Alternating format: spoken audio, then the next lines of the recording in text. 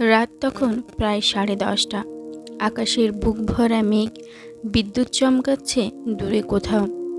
রাস্তার লাইটগুলো এক এক করে সব নিভে যাচ্ছে, আর হালকা বৃষ্টি নরম করে ঝরে পড়ছে শহরের গায়ে। একটা পুরনো রাস্তার কোণে বসে আছে এক বৃদ্ধ ভিখারি। তার গায়ে একটা ছেঁড়া কম্বল, মাথায় ভিজে টুপি, চোখে এক অদ্ভুত শান্তি। তার সামনে ছেঁড়া একটা গামছা, তাতে কয়েকটা কয়েন পড়ে আছে। প্রতিটি কয়েনের শব্দ যেন তার জীবনের গল্প বলছে। সে নিচু গলায় বারবার বলছে, দয়া করে একটু সাহায্য করুন, একটু খাবার কিনে খেতে চাই। কিন্তু কেউ তার কথা শোনে না। সবাই নিজের জীবনের দৌড়ে ব্যস্ত। কেউ ফোনে কথা বলছে, কেউ গাড়ি চালাচ্ছে, কেউ তাকিয়েও না দেখে পাশ কাটিয়ে চলে যাচ্ছে। বৃদ্ধ ভিখারি মাথা নিচু করে বসে থাকে, কিন্তু তার মুখে কোনো রাগ নেই। শুধু আছে ক্লান্তি আর একটা অদ্ভুত হাসি। সে যেন সব কিছু বুঝে গেছে, সব কিছুই মেনে নিয়েছে। হঠাৎ এক গর্জন শুনে ভিখারি মাথা তোলে। একটা ঝকঝকে কালো গাড়ি এসে থেমেছে তার সামনে। গাড়িটা এত দামি যে তার চকচকে আলোয় ভিখারির মুখটা আরও কাঁপছে। গাড়ি থেকে নামে এক যুবক, পরনে দামি কোট, হাতে চকচকে মোবাইল, চোখে তার দামি সানগ্লাস, মুখে একরাশ অহংকার। সে ভিখারির দিকে তাকিয়ে বলে, এই যে বুড়ো, সারাদিন রাস্তায় বসে ভিক্ষা চাস, তোর লজ্জা করে না? ভিখারি মাথা নিচু করে বলে, বাবা, কাজ করতে আমার ভালো লাগতো, কিন্তু বয়স হয়েছে যে, চোখে ভালো দেখতেও পাই না, শরীরও আর সায় দেয় না। ছেলেটা হেসে বলল, তুই যে গল্প বলছিস সেটা আমি বুঝতে পেরেছি।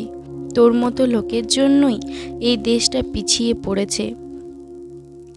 ভিখারি মুখে এখনো শান্ত হাসি।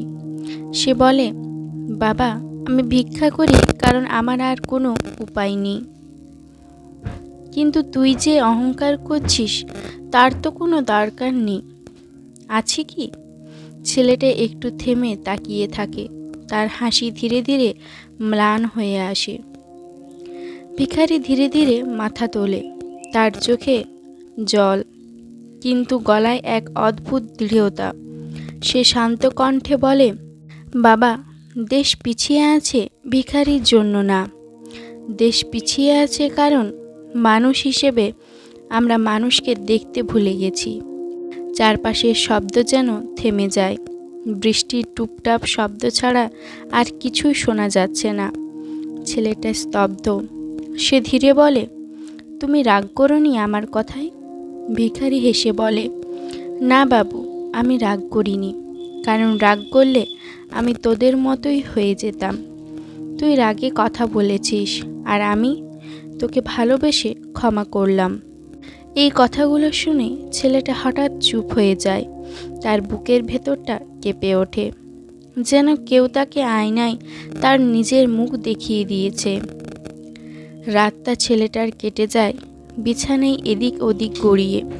সে ঘুমোতে পারে না। ভিখারির সেই শান্ত মুখ, সেই মৃদু হাসি, সেই কথাগুলো বারবার কানে বাজে। পরের দিন সকালে ছেলেটা গাড়ি নিয়ে আবার সেই জায়গায় যায়, কিন্তু সেখানে কেউ নেই। বৃষ্টিতে ভেজা রাস্তা আর একটা পুরনো চায়ের দোকানের সামনে ভিজে থাকা মাটি ছাড়া আর কিছুই দেখা যায় না। হঠাৎ তার চোখ পড়ে একটা পুরনো কাগজে। ভিখারির জায়গাতেই সেটা পড়ে আছে। সে কাগজটা তুলে নেয়। তাতে কাপা হাতে লেখা, ধনী হও মনুষ্যত্বে, টাকাই নয়। ছেলেটার চোখে জল চলে আসে। সে ফিসফিস করে বলে, আজ বুঝলাম আমি টাকায় বড় ছিলাম, কিন্তু আমার মনটা ছোট ছিল। আমরা অনেক সময় মানুষকে তার কাপড়, তার গরিবি, তার অবস্থান দিয়ে বিচার করি, কিন্তু হয়তো সেই মানুষটি আমাদের শেখাতে পারে কেমন করে মানুষ হতে হয়। জীবনে টাকা লাগবে ঠিকই আছে, কিন্তু টাকার চেয়েও বড় হলো মনুষ্যত্ব।